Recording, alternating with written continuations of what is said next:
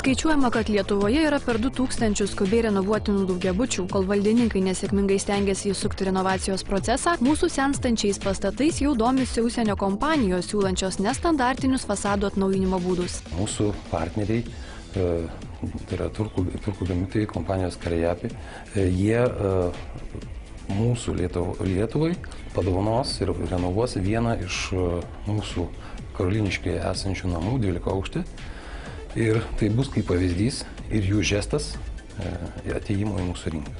Turkijos bendrovė pasirinkta sostinės daugiaaukštį atnaujins naudodami Lietuvoje kol kas nematytą dvisluoksnę medžiagą. Tokiu būdu jie žada įrodyti, kad jų naudojama nauja technologija yra gana nebrangi ir kokybiška. Tai yra apšilinimas, nes kadangi tai be abejo labai geros kokybės ir savo ruožtu jisai turi geras šiluminės varžas. Antras dalykas, ta dekorinė dalis irgi pakankamai yra graži ir svarbiausia yra kokybiška. Tai yra įsprendžiama problema, tai yra neskilinėja, nelūžta, nedega, ką galėčiau pabrėžti, tai yra irgi daroma buvo bandymai. Čia yra naudojamas putplastis, o viršutinis sluoksnis susideda iš kvarcinio smėlio, marmuro dulkių ir polimero mišinių. Tai yra priklijuojama, po to iš viršaus dažoma su akriliniais dažais. Ši fasado šiltinimo ir apdailos medžiaga klijuojama specialiais temperatūrų kaitai atspariais klijais. Putplasčio sluoksnį turkų gamintojai žada priderinti specialiai Lietuvai, atsižvelgia į klimatą.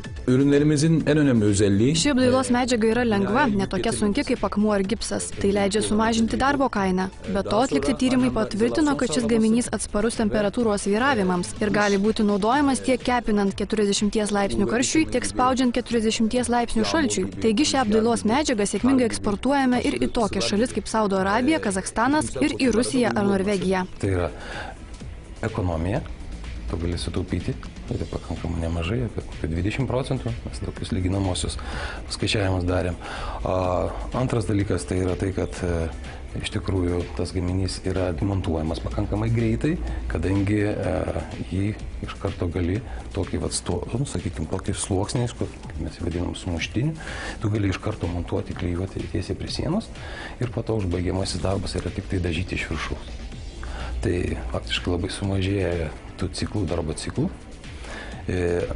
Ir gali tą daryti ir žiemos laiku, iki -10 temperatūros, ko faktiškai negalima šlapių tinkavimo metodų daryti. Jeigu iki 3 aukštų namo, šį namą galima renovuoti per 4-5 dienas.